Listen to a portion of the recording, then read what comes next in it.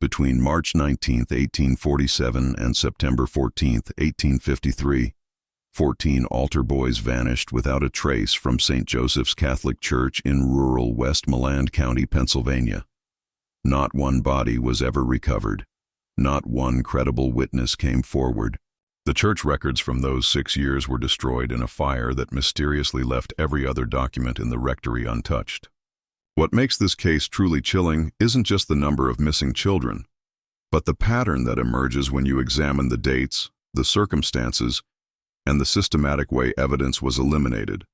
3 weeks ago, renovation work at the old Sacred Heart Municipal Building uncovered a lead-lined box buried beneath the foundation. Inside were 127 pages of handwritten testimony, sealed church correspondence, and photographs that the Diocese of Pittsburgh had ordered destroyed in 1854. These documents reveal that the disappearances weren't random tragedies or runaways seeking adventure. They were part of something far more calculated, something that transformed a house of God into a hunting ground and turned the community's most trusted figure into their greatest threat. The survivors who broke their 170-year silence described rituals disguised as prayer. Children who returned from private sessions fundamentally changed, and a pattern of psychological manipulation so sophisticated that parents willingly delivered their sons into the hands of a predator. Tonight you'll hear the complete account that church authorities buried, witness testimony that was sealed under threat of excommunication, and evidence that suggests the horrors at St. Joseph's may have been just one link in a chain of similar incidents spanning decades. Before we descend into the darkness that consumed Sacred Heart, this channel isn't for everyone, only for those brave enough to confront the monsters that hide behind the faces wet rust most. If you're ready to join our brotherhood of mystery hunters, who dare to uncover the truth that powerful institutions spend fortunes to bury, hit that subscribe button and tell me in the comments what state you're listening from. Few channels have the courage to reveal the stories we're about to explore, and this one will test even the strongest nerves. What happened at St. Joseph's begins with the arrival of a man whose charm was matched only by his hunger, and whose faith was as deep as the graves he would eventually fill. The hills of western Pennsylvania in 1845 were a patchwork of hope and desperation, where Irish immigrants fleeing the potato famine built new lives from the rocky soil and their unshakable faith. Sacred Heart wasn't even a proper town, just a collection of wooden houses clustered around St. Joseph's Catholic Church, like children seeking shelter from a storm. The church itself stood on a slight rise overlooking Mill Creek, its gray fieldstone walls and simple bell tower visible for miles across the rolling countryside. The community of 312 souls had scraped together every penny to build their sanctuary, hauling stones from nearby quarries and cutting timber from the surrounding forests. They weren't wealthy.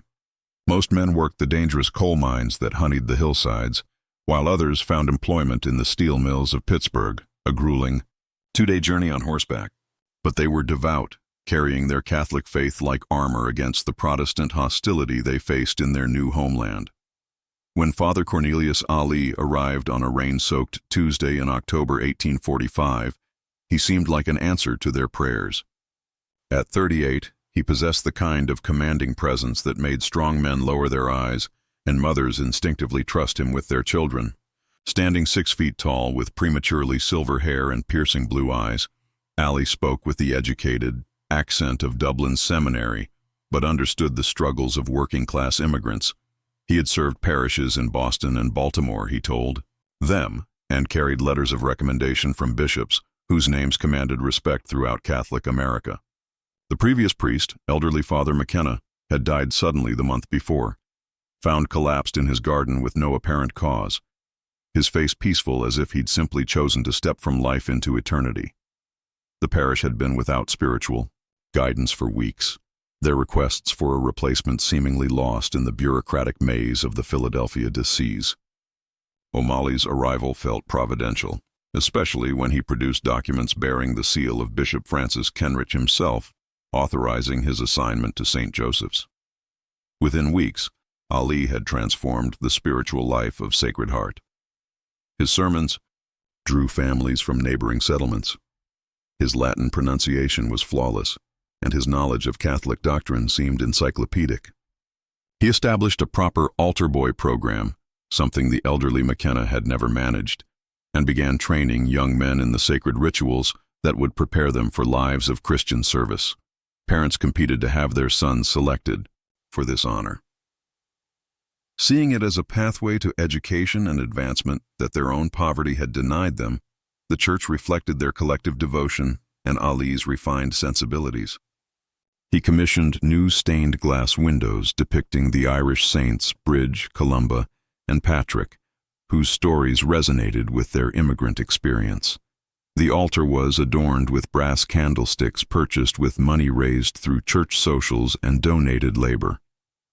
Most impressive was the bell tower, which Ali had enhanced with a clock mechanism and a bronze bell that chimed the hours, calling the faithful to prayer with a voice that seemed to echo from heaven itself. But it was in his relationship with the altar boys that Ali truly excelled. Or so it seemed to the grateful parents who watched their sons flourish under his guidance. Michael Flanagan, the baker's boy who had struggled with reading, suddenly began reciting Latin with fluid precision. Tommy Sullivan, barely 10 years old, spoke of theological concepts that impressed visiting priests. Patrick Donnelly, the blacksmith's eldest son, announced his intention to pursue the priesthood, inspired by Ali's example of scholarly dedication and spiritual authority. The boys served not just during Sunday Mass, but at weekday services that Ali instituted for the spiritual benefit of the community. They learned to tend the altar candles, prepare the communion wine, and assist with the complex rituals that marked the Catholic calendar. Ali explained that this training required special sessions in the church's basement where sacred relics were stored and where the boys could practice without the distractions of a full congregation. Parents noticed changes in their sons, a new seriousness, a deeper spirituality, an almost adult understanding of religious matters. The boys spoke less about childhood games and more about their calling to serve God.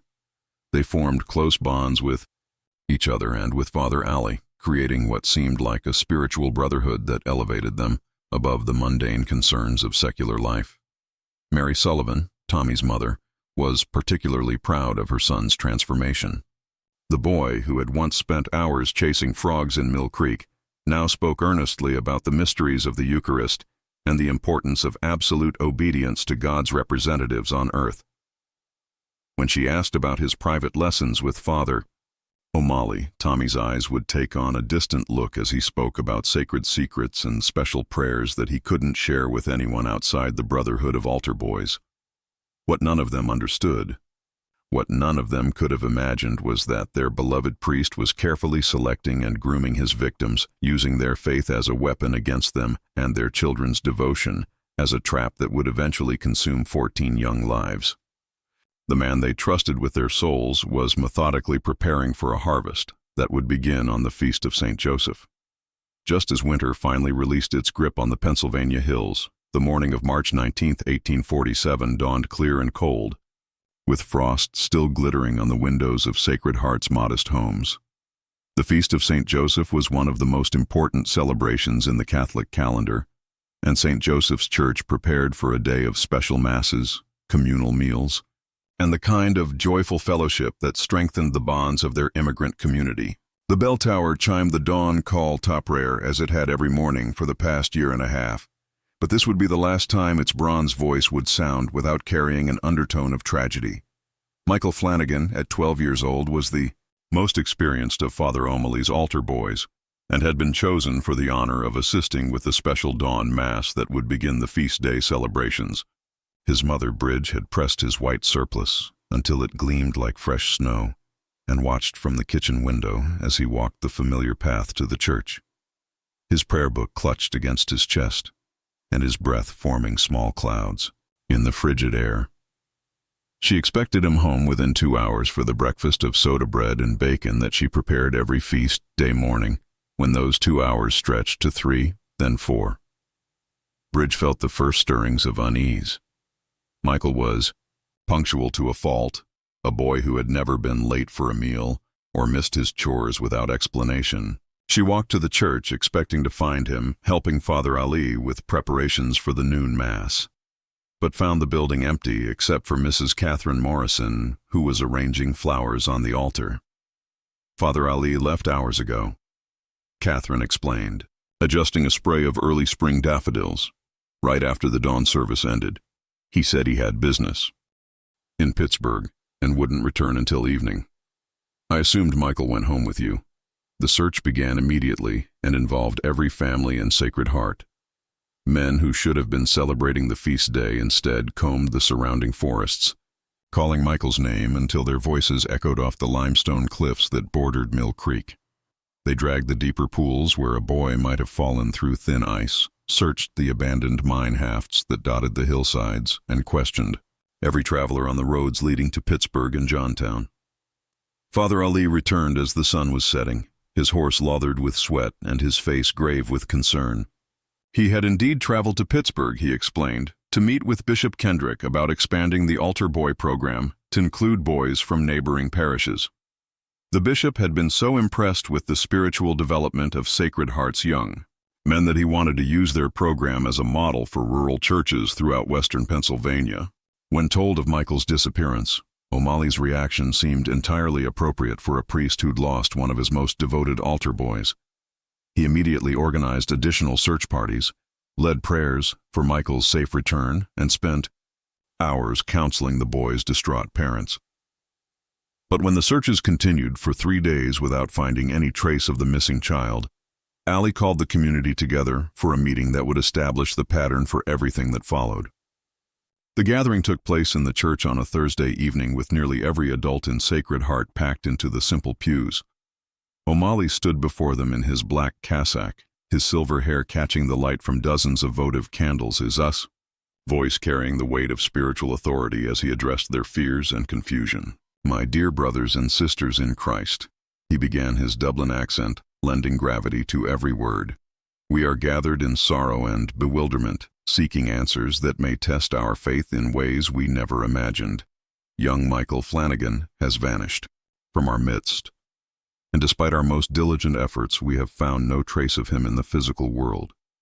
But I must share with you what Michael confessed to me during our last private conversation, a burden that I can no longer bear alone." The congregation leaned forward, desperate for any explanation that might make sense of their tragedy. Ali's voice dropped to barely above a whisper, forcing them to strain to hear every word. "Michael came to me 3 days before the feast, tormented by guilt over a sin so grave that he feared for his very soul. He had been stealing communion wine from the sacristy, not just small tastes, but entire bottles that he shared with boys from the Protestant settlements. Worse, he had been mocking our sacred rituals, teaching these heretics to perform blasphemous parodies of the Mass for their amusement." Gasps echoed through the church. Michael's parents, sitting in the front pew, looked stricken. Their son had always been devout, never showing any sign of the rebellious spirit that sometimes afflicted boys' hissage. "I counseled him, of course," Ali continued, explaining that while his sins were serious, God's mercy was infinite for those who truly repented. "We prayed together, and I gave him a special penance. He was to spend the entire night of the feast, day vigil in the church, praying for forgiveness and strength to resist further temptation. When I left for Pittsburgh that morning, Michael was supposed to remain in prayer until my return." The priest's voice broke slightly, as if overcome by emotion.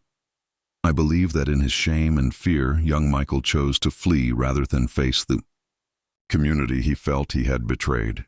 He may have sought out those Protestant boys who led him astray. Or perhaps he has run off to the cities where anonymity might provide escape from his guilt. We must pray that he finds his way back to us and to God's grace." It was a masterful performance, creating a narrative that explained Michael's disappearance while simultaneously discouraging too much investigation. Who would want to pursue a boy who had committed such sacrilege? What parent would want their own child associated with such blasphemy?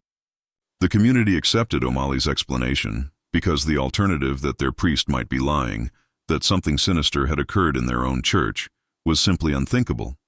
But Margaret O'Brien, who cleaned the church twice weekly and knew every stone of its construction, had noticed details that gnawed at her consciousness like hungry rats. When she arrived to prepare for the feast day mass, she found Michael's prayer book abandoned on the sacred floor, its leather cover stained with something dark that didn't look like spilled wine. The altar candles had burned down to stubs, their wax pulled-in patterns that suggested they had been moved and rearranged multiple times during the night. Most disturbing of all, the door to the church basement, which Father McKenna had always kept locked, claiming the space was too dangerous for regular use, stood slightly ajar. Margaret had descended those stone steps only once before, years ago, when Father McKenna needed help retrieving Christmas decorations stored in the basement. She remembered a simple stone chamber with rough walls and a dirt floor used for storage and nothing more. But the smell that drifted up from the basement that morning was different. Incense mixed with something organic and decay-sweet that made her stomach clench with nausea. When she mentioned these observations to Father O'Malley, his reaction was swift and severe.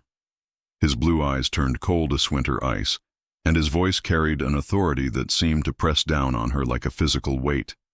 "Margaret," he said, his tone gentle, but unmistakably threatening, "I understand that grief and confusion can lead good people to imagine things that aren't there. The human mind, when faced with tragedy, often creates explanations to fill the void left by uncertainty. But spreading unfounded speculation about sacred spaces and holy rituals is not just unwise, it's sinful. The church basement contains relics and religious artifacts that require special handling. If you detected unusual odors, they likely came from the incense used to bless these sacred objects."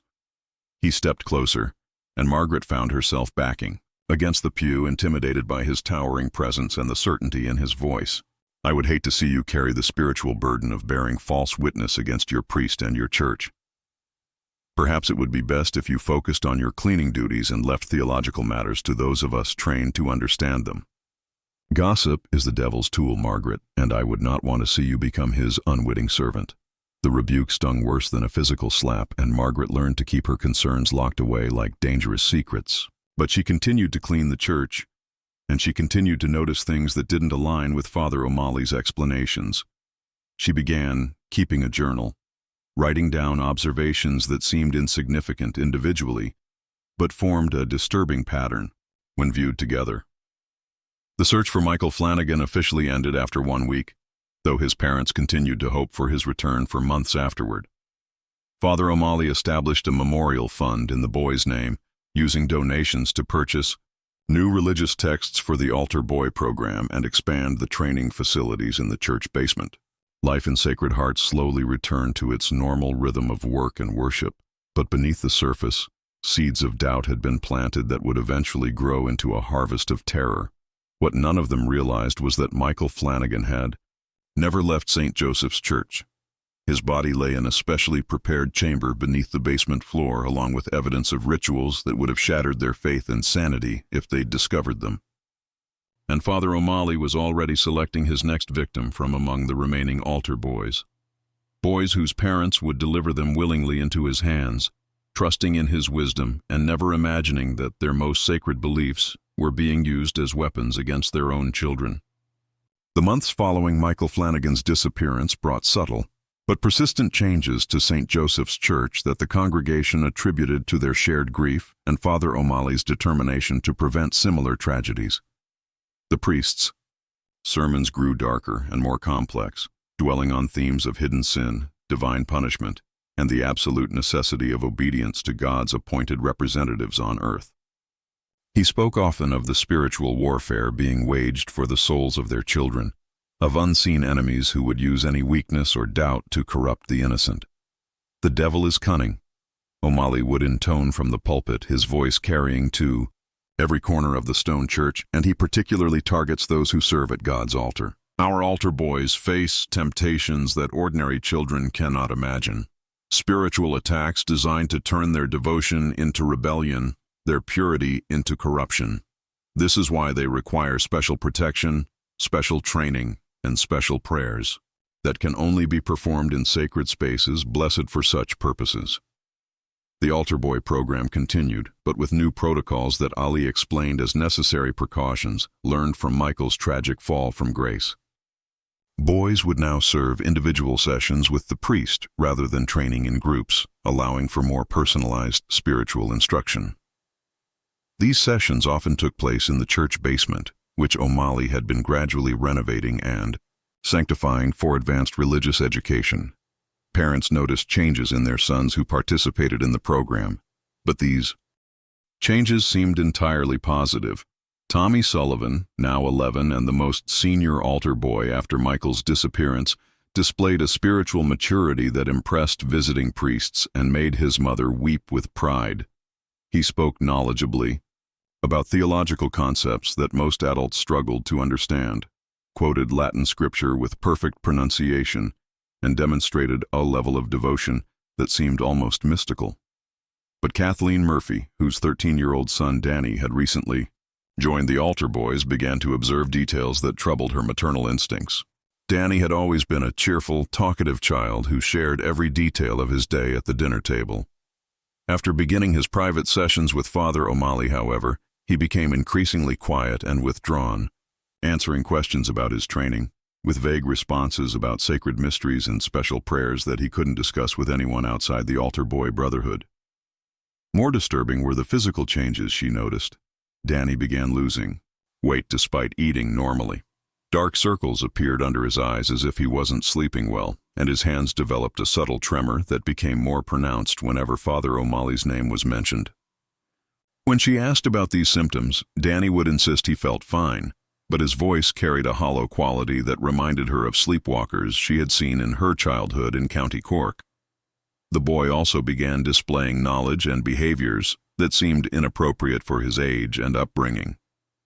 He knew details about Catholic history that weren't taught in their simple parish school, spoke casually about religious practices from other cultures, and sometimes used Latin phrases that Father O'Malley claimed were advanced prayers taught only to the most spiritually mature altar boys.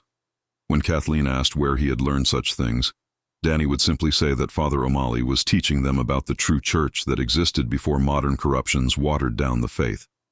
Most unsettling of all were the nightmares that began afflicting Danny within weeks of his first private session. He would wake screaming about the dark place under the church and the man in shadows, who wasn't really Father O'Malley. When pressed for details, Danny could only describe fragments. Stone chambers lit by candles that burned with different colored flames, voices chanting in languages that hurt to hear, and rituals that left him feeling empty inside, like something important had been taken away. Kathleen's concerns deepened when she noticed that other altar boy families were experiencing similar changes in their sons. Young Timothy Walsh had developed a stutter that appeared only when discussing his church duties. Brian O'Connor, previously an energetic boy who loved outdoor games, now spent hours sitting motionless in their family's small garden, staring at nothing with the vacant expression of someone far older than his 12 years. Most disturbing was Patrick Donnelly, the blacksmith's son, who had once spoken enthusiastically about following Father O'Malley into the priesthood, but now flinched whenever the priest's name was mentioned. When Kathleen attempted to discuss these observations with other mothers, she encountered resistance that puzzled and frustrated her. These were women who had shared every detail of their children's lives since birth, but suddenly they seemed reluctant to acknowledge any problems with the altar boy program. Some claimed their sons were simply maturing spiritually and shouldn't be questioned about sacred matters. Others suggested that Kathleen was being overprotective and should trust Father O'Malley's judgment about what was best for the boys. Behind this reluctance lay a complex web of shame, denial, and social pressure that Father O'Malley had carefully cultivated. He had explained to parents that their sons were being trained in advanced spiritual disciplines that required absolute secrecy to maintain their sacred power. Any discussion of these training methods with outsiders would not only invalidate the boys' spiritual progress, but could expose them to demonic influence. Parents who truly loved their children, he suggested, would respect these boundaries and trust in the wisdom of the church. Moreover, Ali had skillfully positioned criticism of the altar boy program as criticism of the Catholic faith itself. In a community where religious identity was their primary defense against Protestant hostility and economic marginalization, questioning the priest's methods felt dangerously close to apostasy. Parents who harbored doubts found themselves caught between their protective instincts and their need to belong to the only institution that offered them dignity and community in their new homeland. The second disappearance occurred exactly 1 year after Michael's vanishing on the feast of St. Joseph, 1848. Tommy Sullivan failed to return from what Father Ali described as a special overnight vigil for the souls of the departed. a ceremony that the priest claimed was practiced in the most ancient Christian communities and required the participation of only the most spiritually advanced altar boys. This time, Ali's explanation was more elaborate and harder to verify. Tommy, he announced with great ceremony during Sunday Mass, had been selected for an extraordinary honor. Bishop Kendrick himself had requested the boy for a special mission to the Western Territories, where his spiritual gifts were desperately needed to establish new parishes among the growing Catholic communities in Ohio and Indiana. The boy had been sworn to secrecy about his destination to protect him from those who might oppose Catholic expansion into Protestant-dominated regions. The priest produced official-looking documents bearing elaborate seals and signatures written in the formal language that impressed Sacred Heart's largely illiterate population. He read aloud excerpts praising Tommy's exceptional spiritual development and natural gifts for advanced religious instruction. The boy's parents, Mary and Patrick Sullivan, were told they should feel honored that their son had been chosen for such important work, even though it meant they might not see him again for years. But Margaret O'Brien, still cleaning the church, despite her growing unease, had noticed the same disturbing signs that preceded Michael's disappearance. The basement door had been left ajar on the morning Tommy vanished, and the smell of incense mixed with something organic and corrupt had been stronger than ever. She had also observed Father O'Malley's behavior during the weeks leading up to the feast day, noting how he had paid special attention to Tommy during services, keeping the boy after other altar boys were dismissed, and speaking to him in whispers that seemed to entrance the child. More troubling was her discovery while cleaning the sacristy the day after Tommy's supposed departure of the boy's most prized possession, a small wooden cross that his grandfather had carved in Ireland and given to him before dying of fever during their Atlantic crossing. Tommy had worn that cross every day since arriving in America, claiming it protected him from harm and connected him to his Irish heritage. Margaret couldn't imagine the boy willingly leaving it behind, regardless of what honor awaited him in the Western Territories. When she mentioned this discovery to Father O'Malley, his reaction was swift and more threatening than before. He explained that Tommy had deliberately left the cross as a spiritual anchor that would help him maintain his connection to Sacred Heart while serving in distant lands. Any suggestion that the boy hadn't departed willingly was not just wrong, but dangerous. It could undermine the important work being done by the Church and expose the community to persecution by Protestant authorities who opposed Catholic expansion. "Margaret," he said, his voice carrying an undertone of menace that made her skin crawl, "I'm beginning to wonder if your continued questions about matters beyond your understanding represent a spiritual problem that requires attention. Perhaps you should consider confessing these doubts and receiving proper guidance about the sin of bearing false witness against God's work." The threat was clear, and Margaret understood that pursuing her concerns further could result in her being branded as a troublemaker, or worse, having her own faith questioned in a community where religious orthodoxy was essential for social survival. She fell silent, but she continued to watch and document the disturbing patterns that surrounded Father O'Malley's ministry. As 1848 turned to 1849, the priest's influence over Sacred Heart continued to grow. He established new traditions and rituals that he claimed were based on ancient Catholic practices recently approved by the Vatican. These included special midnight masses attended only by altar boys, extended fasting periods that were supposed to enhance spiritual sensitivity, and private confession sessions that could last for hours and left the boys appearing drained and disoriented. The community accepted these innovations because they seemed to produce visible results. The altar boys displayed unprecedented knowledge of Catholic doctrine, demonstrated remarkable devotion during services, and spoke with an adult sophistication about spiritual matters that impressed visitors from other parishes.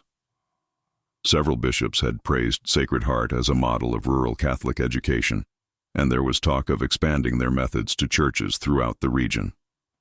What none of them understood was that they were witnessing the systematic psychological and spiritual destruction of their children orchestrated by a predator who had learned to use their deepest beliefs as weapons against them. Father Ali wasn't just selecting victims. He was grooming an entire community to deliver those victims, willingly using their faith to blind them to warning signs and their trust to silence their protective instincts. The darkness that had claimed Michael Flanagan and Tommy Sullivan was spreading through Sacred Heart like an infection. And the worst was yet to come. By the winter of 1850, 5 altar boys had vanished from St. Joseph's Church, and even the most faithful parishioners could no longer ignore the pattern that was emerging like a stain spreading through clean cloth. Father Ali's explanations had become increasingly elaborate.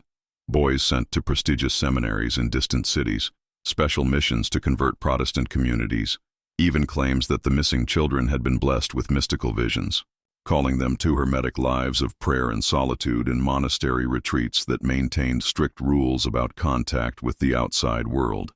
Each disappearance followed the same disturbing sequence: weeks of intensive private sessions with the priest, visible changes in the boy's behavior and physical condition, and finally a special ceremony or vigil from which the child never returned. The explanations always involved some great honor or divine calling that required absolute secrecy and immediate departure.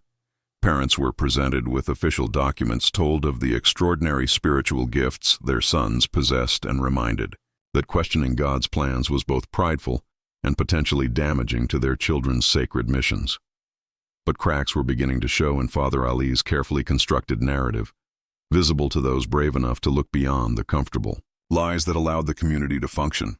Sean O'Connor, whose 13-year-old son Liam had disappeared the previous autumn during what the priest called advanced mystical training, had begun drinking heavily at Murphy's Tavern in nearby Millfield.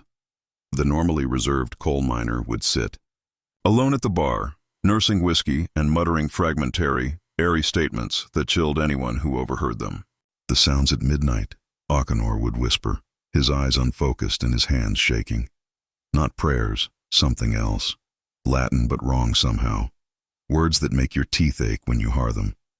He spoke of walking past the church late at night and seeing lights moving in the basement windows.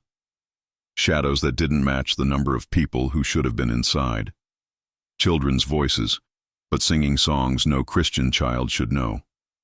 Songs that sound like they're coming from underground, from deeper than any basement should go. Mary Gallagher, who lived closest to the church and suffered from insomnia that kept her awake during the small hours, had made similar observations.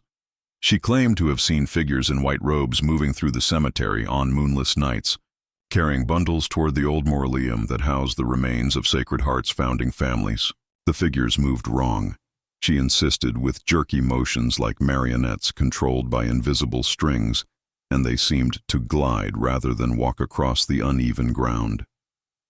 Most disturbing of all was her account of the sounds that sometimes drifted from the church during these midnight processions. Children crying, she told her sister in hushed tones, but not like hurt children, like lost children calling for their mothers from someplace far away. And underneath it all, that voice, Father O'Malley's voice, but deeper than it should be, speaking words that made me close my shutters and pray until dawn. These fragmentary reports might have been dismissed as the fantasies of grief-stricken parents and sleep-deprived neighbors, but they began to form a pattern when compared with observations from other sources. James McKenna, nephew of the church's previous priest, had been going through his uncle's papers and discovered a journal that cast new light on Father Ali's arrival in Sacred Heart. According to the journal, Father McKenna had grown increasingly suspicious of his replacement during the weeks before his death. The old priest had received a letter from Bishop Kendrick's office announcing O'Malley's assignment, but when he wrote to confirm the appointment, his inquiries went unanswered. More troubling were the references Ali made to theological concepts that seemed to combine Catholic doctrine with elements from much older traditions, practices that McKenna couldn't find in any approved church texts. The journal's final entries, written in an increasingly shaky hand, described McKenna's growing fear that something was fundamentally wrong with his replacement. O'Malley had requested access to the church basement and seemed particularly interested in the building's history, asking detailed questions about the stone used in its construction and whether any significant burials had taken place on the property before the church was built. When McKenna had mentioned that the site was rumored to have been a meeting place for German settlers who practiced some form of folk Christianity before the Irish arrival, O'Malley's reaction had been one of intense interest rather than the dismissal. Such superstitions should have received from an educated priest. There's something ancient stirring beneath our sacred ground, the journal's final entry read. Something that has been waiting for the right hand to awaken it. I fear I have been too weak to prevent what is coming, and I pray that God will forgive my failure to protect the innocent from the wolf I have allowed into our fold. Father McKenna had died that night, found peacefully in his garden the next morning with no apparent cause of death, and his face bearing an expression that witnesses described as one of profound resignation rather than peace. The breaking point came in March 1851, exactly 4 years after Michael Flanagan's disappearance, when Patrick Donnelly, now 16 and the oldest of the remaining altar boys, approached his father with a story that would shatter the fragile facade of normalcy that Sacred Heart had maintained for so long. Patrick had always been intelligent and perceptive, qualities that had initially made him Father Ali's favorite altar boy. But those same qualities had eventually allowed him to see through the priest's carefully constructed deceptions and recognize the true nature of what was happening in the basement of St. Joseph's Church. What he revealed to his father that night, speaking in whispers behind the locked door of their cottage, painted a picture of systematic abuse disguised as religious instruction and predatory behavior masked as spiritual guidance. The private sessions, Patrick explained, had begun normally enough with additional training in Latin pronunciation and instruction in the more complex aspects of Catholic ritual.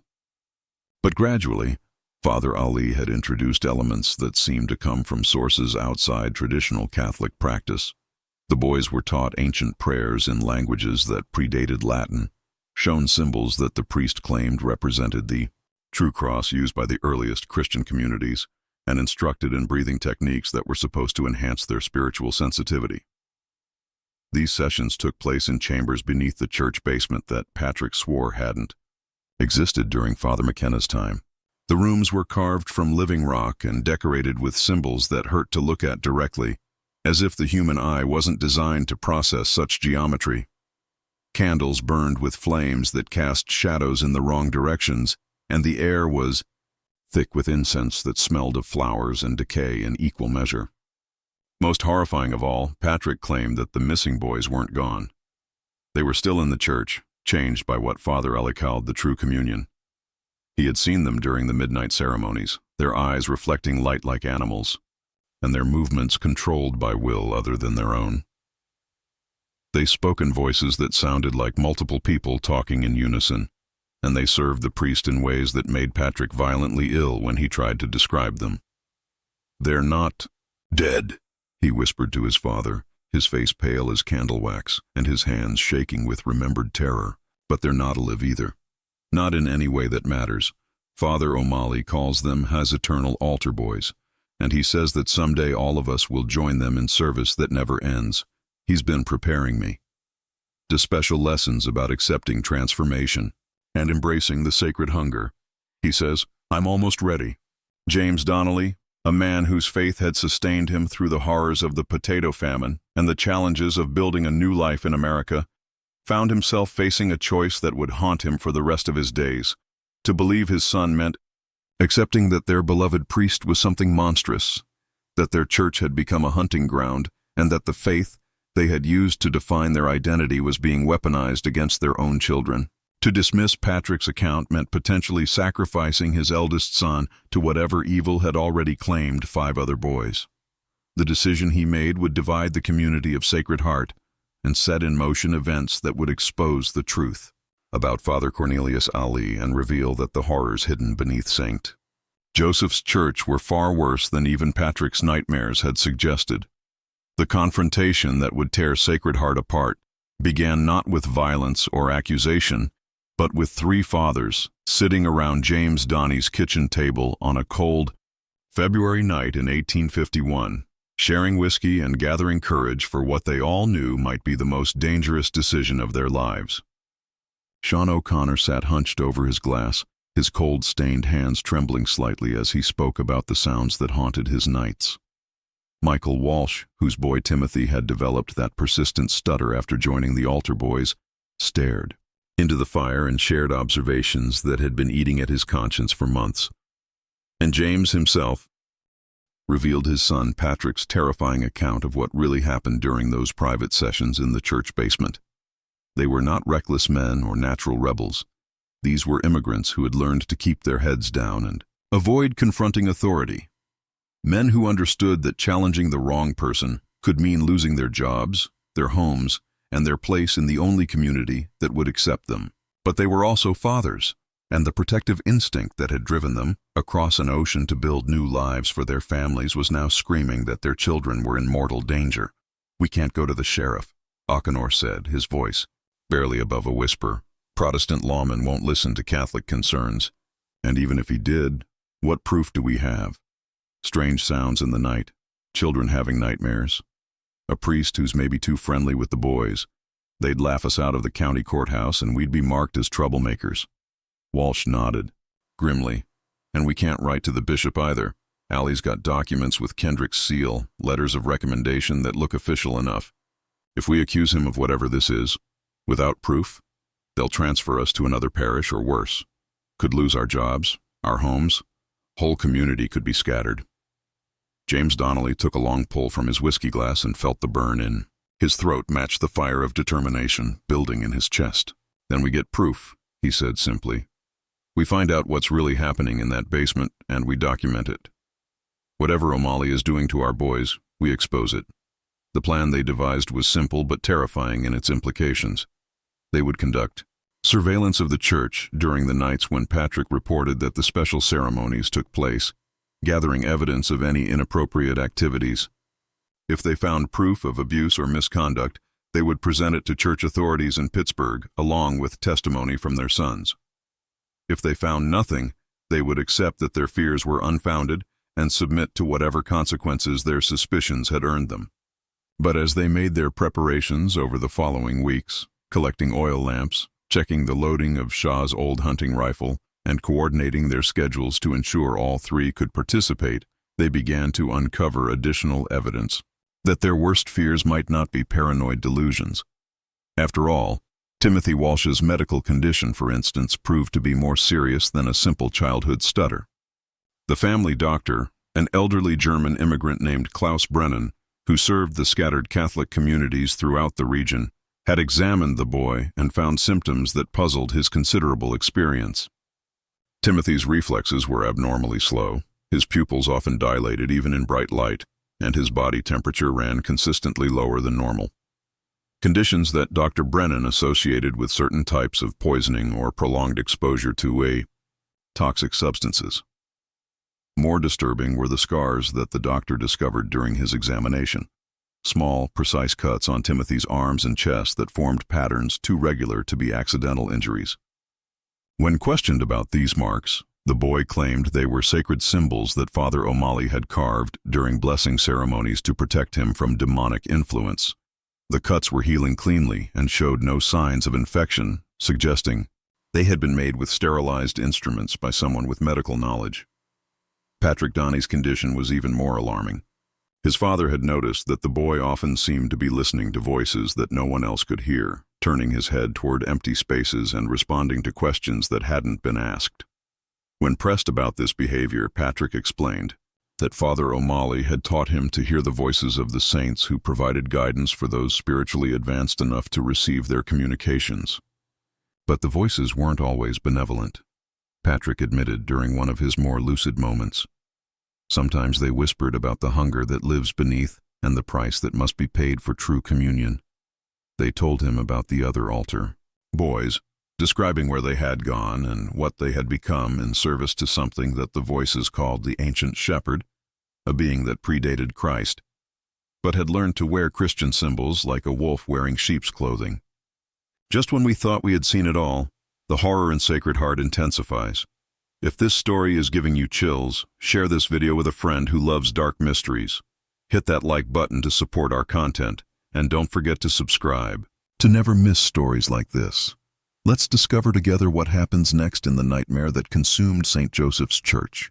The night of March 15, 1851, 4 days before the anniversary of Michael Flanagan's disappearance, the three fathers positioned themselves in the woods surrounding St. Joseph's Church, armed with weapons, witnesses, and a terrible determination to learn the truth about what had been happening to their children. What they discovered in the hours that followed would challenge everything they thought they knew about good and evil, faith and corruption, and the lengths to which a predator would go to satisfy hungers that normal human beings couldn't even imagine. Sean O'Connor took position behind the mausoleum in the church cemetery, where he could observe the main entrance and any movement between the church and the surrounding buildings. Michael Walsh concealed himself near the bell tower with a clear view of the basement windows that Patrick claimed were sometimes illuminated during the midnight ceremonies. James Donnelly, carrying his son's detailed description of the basement layout, planned to approach the church directly and attempt to observe whatever activities might be taking place in the chambers below. The first 3 hours passed in silence, with only the normal sounds of a rural night and the distant howling of wolves in the surrounding forest. The men began to wonder if their fears had been groundless, if they were chasing shadows created by grief and suspicion rather than confronting a real threat to their children. But at approximately 2 hours in the morning, lights appeared in the basement windows of St. Joseph's Church, and the sounds that drifted across the cemetery made their blood run cold. It began as chanting, but not in any Latin that their years of Catholic worship had taught them to recognize. The words seemed to twist in the air, creating harmonics that made their teeth ache and their vision blur. Underneath, the vocal sounds was a rhythmic beating like a drum, but with an organic quality that suggested something other than animal hide was being struck. And threading through it all was a high, sweet sound that took them several minutes to identify as children's voices singing in perfect unison words that no Christian child should know. Michael Walsh, positioned closest to the basement windows, reported later that the lights visible through the glass weren't the steady glow of oil lamps or candles, but flickering illumination that changed color as he watched. Sometimes the warm yellow of normal flame, sometimes the cold blue-white of winter lightning, and occasionally a deep red that reminded him of blood viewed through colored glass. But it was James Donnelly who witnessed the most disturbing events of that night. Approaching the church from the side where Patrick had shown him a basement entrance that was usually locked, he found the door standing slightly ajar and warm air flowing from the opening despite the February cold. The smells that emerged from that portal were a mixture of incense, burning wax, and something organic that reminded him of the charnel house where pigs were slaughtered during the autumn harvest. Gathering his courage, James descended the stone steps that led into the basement of St. Joseph's Church, following the sounds and lights toward chambers that shouldn't have existed according to the building's original plans. What he saw in the depths beneath their place of worship would haunt his nightmares for the rest of his life and challenge every assumption he had ever made about the nature of evil and the vulnerability of innocence. The basement had been transformed into something that belonged more in the pagan temples of ancient Rome than in a 19th century Catholic church. The walls were covered with symbols carved deep into the stone, designs that seemed to shift and writhe in the flickering candlelight as if they were alive. Candles burned in arrangements that formed geometric patterns too complex for accidental placement, their flames casting shadows that moved independently of the objects that should have created them. At the center of the largest chamber stood an altar made from a single piece of black stone, its surface polished to mirror smoothness and stained with substances that James preferred not to identify. Around this altar, moving in a slow circle that followed the rhythm of the drumming, were 7 figures in white robes. But these weren't the simple surplices worn by altar boys during normal church services. These garments were decorated with the same twisted symbols that covered the walls, embroidered in threads that seemed to absorb light rather than reflect it. But it was the faces beneath those hoods that broke something fundamental in James Donnie's understanding of reality. 5 of the 7 figures were the missing altar boys, Michael Flanagan, Tommy Sullivan, and the others who had supposedly been sent to distant seminaries or missionary postings. But they had been changed in ways that went beyond simple physical alteration. Their eyes reflected light like those of nocturnal animals. Their movements were perfectly synchronized as if controlled by a single mind, and when they opened their mouths to continue the chanting, the sounds that emerged seemed to come from multiple throats, speaking in unison. The 6th figure was his own son, Patrick, moving with the same mechanical precision as the others, but still recognizably himself. Evidence that whatever transformation process was being used hadn't been completed yet. And leading the procession, his silver hair gleaming in the unnatural light, and his blue eyes filled with an intelligence that seemed far older than his apparent age, was Father Cornelius O'Malley. But the priest James had known for over 5 years was gone, replaced by something wearing his form like an ill-fitting garment.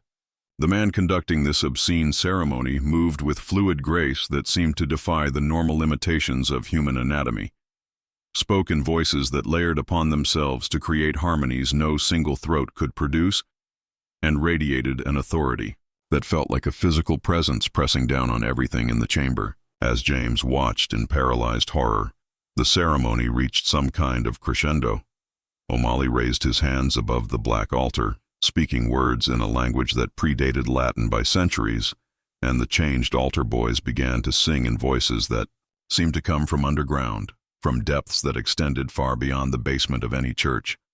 The sound was beautiful and terrible simultaneously. A choir of innocence, corrupted and transformed into something that served hungers too ancient and alien for human comprehension. The moment was broken when James, overcome by the magnitude of what he was witnessing, stumbled backward and knocked over a ceremonial candle. The sound echoed through the stone chamber like a gunshot, and 7 pairs of eyes turned toward his hiding place with predatory focus. For a heartbeat that seemed to last an eternity, James Donnelly stared into the faces of children he had known since birth, and saw nothing recognizable looking back at him. Then Father Alice spoke a single word in that ancient language, and the transformed altar boys began moving toward James with movements that flowed like water, but struck the stone floor with sounds like breaking bone. James turned and ran, his survival instincts overriding the protective urges that had brought him to this place. And behind him, he could hear the pursuit. Not footsteps, but something that scraped and whispered across the basement floor, like wind through a graveyard. He reached the outside, ere just as Sean O'Connor and Michael Walsh came running from their own positions, their faces pale with terror and their voices babbling about things they had seen moving in the cemetery that shouldn't exist in a world governed by natural law. The 3 men fled into the forest without speaking, running until their lungs burned and their legs gave out. And only when the sun began to rise did they dare to stop and try to make sense of what they had witnessed. The confrontation that would expose the truth about Father Cornelius O'Malley began 3 days later when Bishop Francis Kendrick arrived in Sacred Heart with a retinue of church investigators and Awagon full of documents that would shatter everything. The community thought they knew about their beloved priest. The bishop's visit wasn't a response to the father's reports. None of them had found the courage to approach church authorities with accounts that sounded like the ravings of madmen. Instead, Kendrick had come in response to inquiries from other parishes about missing altar boys and disturbing reports from communities where O'Malley had previously served. The investigation that followed would reveal that the man who had claimed the identity of Father Cornelius O'Malley was responsible for disappearances spanning nearly 2 decades and covering hundreds of miles. The real Cornelius O'Malley had indeed died in a seminary fire in Dublin in 1832, but his identity had been assumed by someone whose true name appeared in no official records, and whose history stretched back through a series of assumed identities to origins that church investigators could never definitively establish. Bishop Kendrick, a man whose ecclesiastical career had included dealing with some of the Catholic Church's darkest secrets, had begun tracking the pattern after receiving reports from parishes in Boston, Baltimore, and Philadelphia about altar boys who had vanished during periods when their congregations were served by visiting priests bearing impeccable credentials and impressive letters of recommendation. The report shared disturbing similarities. Boys who disappeared during religious ceremonies, communities that were reluctant to investigate too deeply, and priests who moved on to new assignments before questions could be raised. What made the case particularly troubling was the sophistication of the deception involved. The false documents weren't crude forgeries, but masterful recreations that required access to official seals, detailed knowledge of church hierarchy, and connections that suggested the impostor had inside information about Catholic administration. Moreover, The theological knowledge displayed by the false priests was genuine and extensive, indicating someone who had received legitimate religious education before turning to darker purposes. The confrontation at St. Joseph's Church took place on March 19, 1851, exactly 4 years after Michael Flanagan's disappearance, and during what church records would later reveal was planned to be the completion of O'Malley's great working, a ceremony that would have given him permanent control over Sacred Heart and its population. Bishop Kenrich, accompanied by 2 other priests and armed with both ecclesiastical authority and legal warrants, arrived at the church during what they expected to be normal morning services. What they found instead was a community in the grip of something that went beyond simple religious devotion. The congregation sat in perfect silence, their faces bearing the same vacant expression that James Donnelly had noticed in his son Patrick. Father O'Malley conducted the service with theatrical precision, but the Latin words he spoke weren't from any approved Catholic liturgy. The responses from the congregation came in unison, as if the entire community had been rehearsing the same script, and their voices carried harmonics that made the visiting bishops feel physically ill.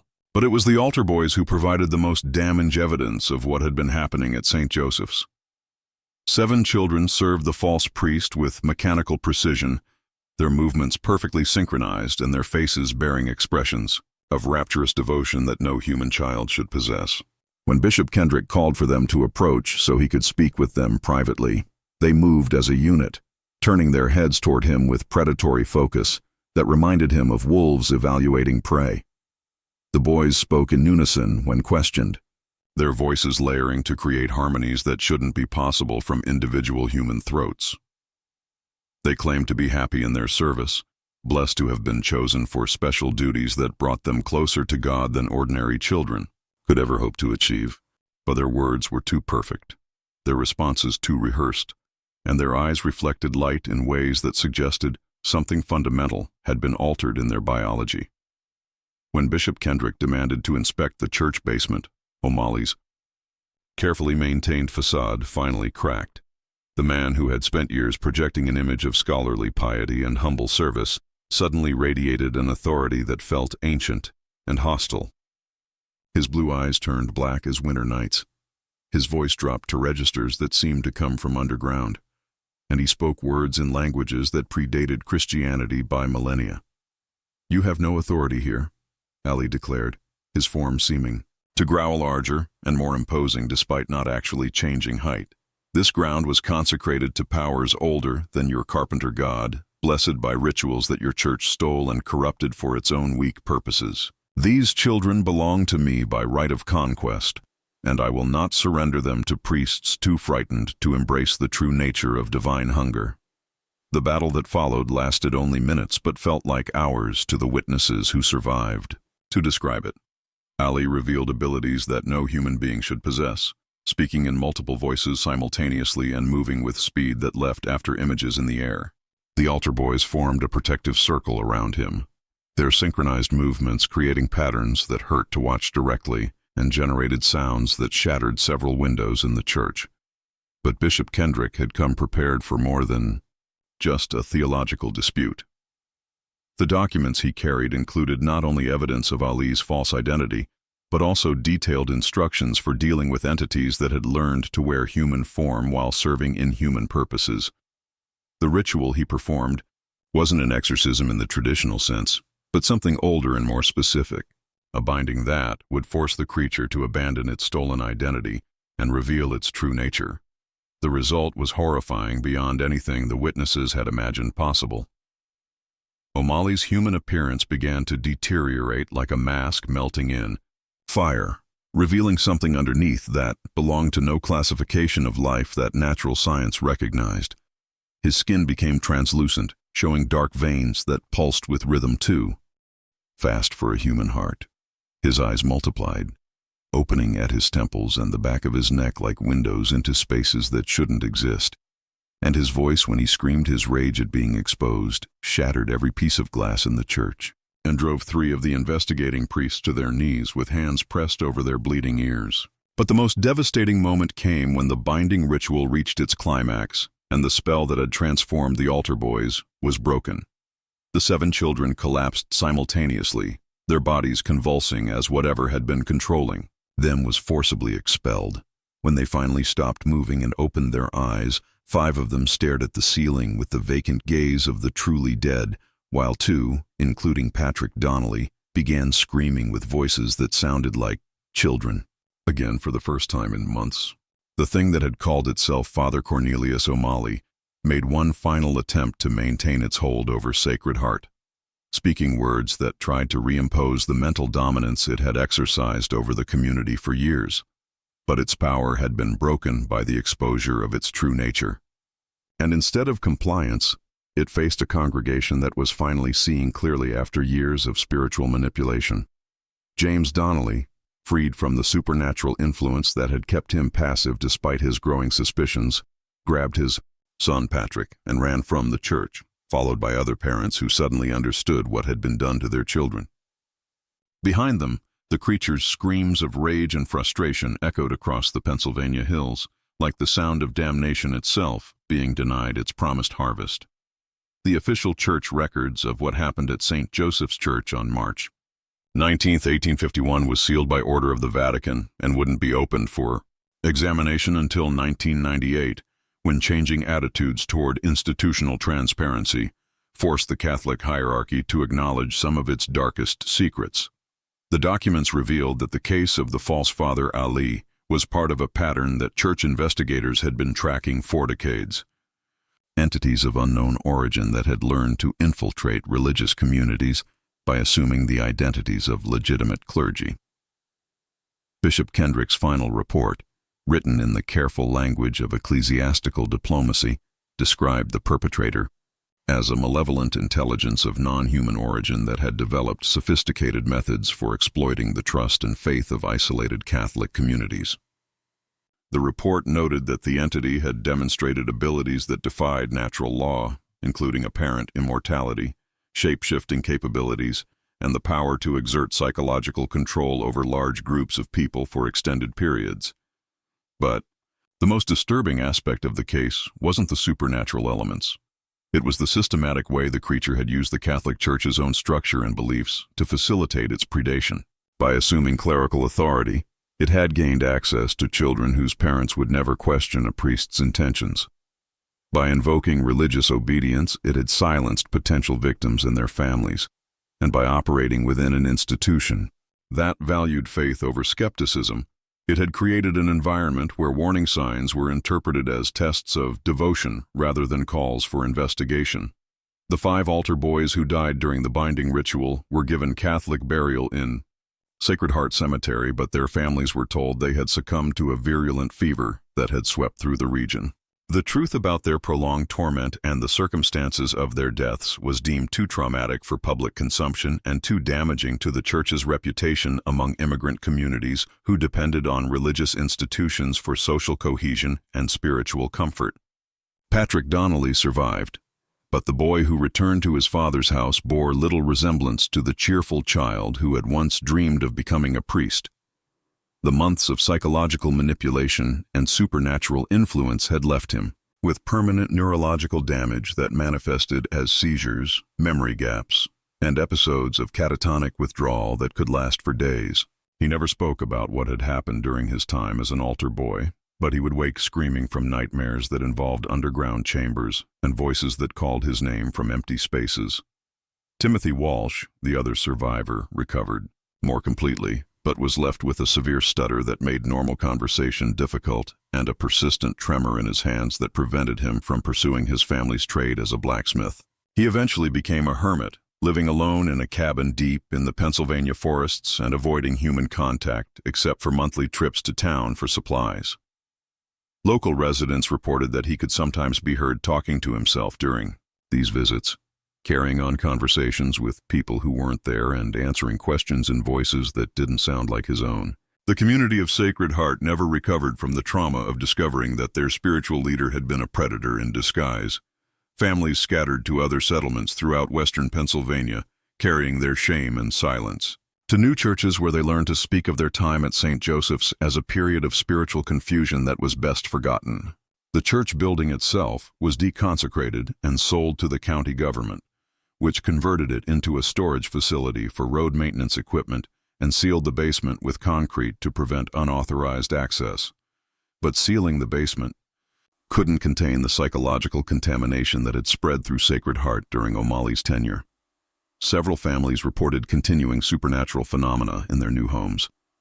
Children who spoke in languages they had never learned, household objects that moved without explanation, and voices that whispered from empty rooms during the darkest hours of the night. Dr. Klaus Brennan, the physician who had examined Timothy Walsh, documented cases of what he termed residual spiritual influence affecting multiple members of the Sacred Heart diaspora, symptoms that persisted for years after their escape from the false priest's control. The creature that had assumed Father O'Malley's identity was never captured or definitively destroyed. Bishop Kendrick's binding ritual had forced it to abandon its human disguise and flee from Sacred Heart, but church investigators found evidence suggesting it had simply moved to a new location and begun the process of assuming another clerical identity. Reports from parishes throughout the Midwest described visiting priests whose credentials seemed impeccable, but whose methods raised subtle questions among observant parishioners. In 1867, 16 years after the Sacred Heart incident, a similar pattern of altar boy disappearances was reported from a German Catholic community in Wisconsin. The investigating priest found evidence of basement chambers that shouldn't have existed. According to architectural records, ritual symbols carved into church walls, and testimony from survivors describing ceremonies that combined Christian liturgy with practices that belonged to much older traditions. But by the time church authorities arrived to investigate, the priest responsible had vanished, leaving behind only empty chambers and the traumatized remnants of another shattered community. The final chapter in the St. Joseph's case wasn't written until 1923, when the old church building was finally demolished to make way for a new county courthouse. Workers discovered that the basement extended far deeper than the original building plans indicated, with chambers carved from living rock that showed signs of recent occupation despite being sealed for over 70 years. The walls were covered with symbols that matched those described in Bishop Kendrick's report, but they appeared to have been carved recently rather than during the 1850s. Most disturbing of all was the discovery of personal items belonging to children who had gone missing from surrounding communities during the previous decade. Items arranged in ritual patterns around stone altars stained with substances that resisted chemical analysis. The workers also reported finding 14 sets of small bones buried beneath the basement floor, arranged in geometric patterns around a central chamber that showed evidence of repeated ceremonial use. The bones were given Christian burial in Sacred Heart's new cemetery, but the workers who handled them reported experiencing nightmares for months afterward. Dreams of children singing Latin hymns in voices that echoed from underground chambers and shadows that moved independently of the objects that cast them. Several of the construction crew quit their jobs rather than continue working on the courthouse project, claiming they could hear whispers coming from the excavation site during night shifts. Dr. Margaret Thornton, a forensic anthropologist who examined the remains at the request of local authorities, determined that the bones belonged to children aged between 8 and 16 who had died over a period spanning several decades. The most recent remains showed evidence of death occurring within the previous 5 years, suggesting that whatever had happened at St. Joseph's in the 1850s had continued long after the church was supposedly sealed and abandoned.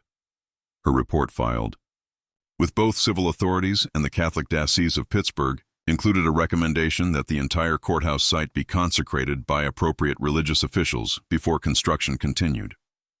The recommendation was quietly ignored, but workers on the project reported continuing supernatural incidents.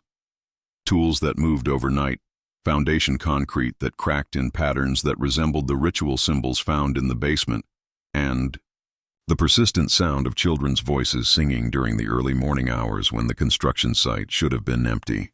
The courthouse was completed in 1924 and served the county government for nearly 8 decades, but employees reported a higher-than-average rate of psychological problems, mysterious illnesses, and job turnover throughout its operational history.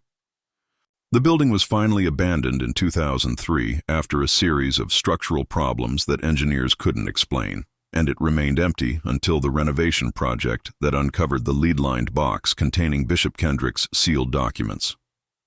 This mystery shows us that evil can wear the most trusted faces, that predators can hide behind the very institutions we depend on for protection and guidance. The 14 altar boys of St. Joseph's were betrayed not just by a monster in human form, but by a system that valued faith over skepticism and institutional reputation over the safety of children.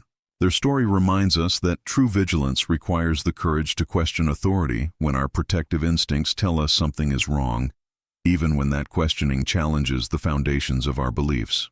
What do you think of this story?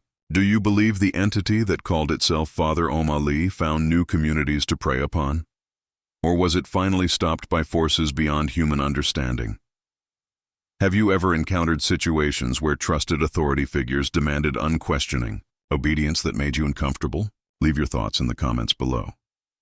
If you enjoyed this tale and want more horror stories that reveal the dark secrets hidden in America's religious history, subscribe, hit that notification bell, and share with someone who loves mysteries that chill the soul.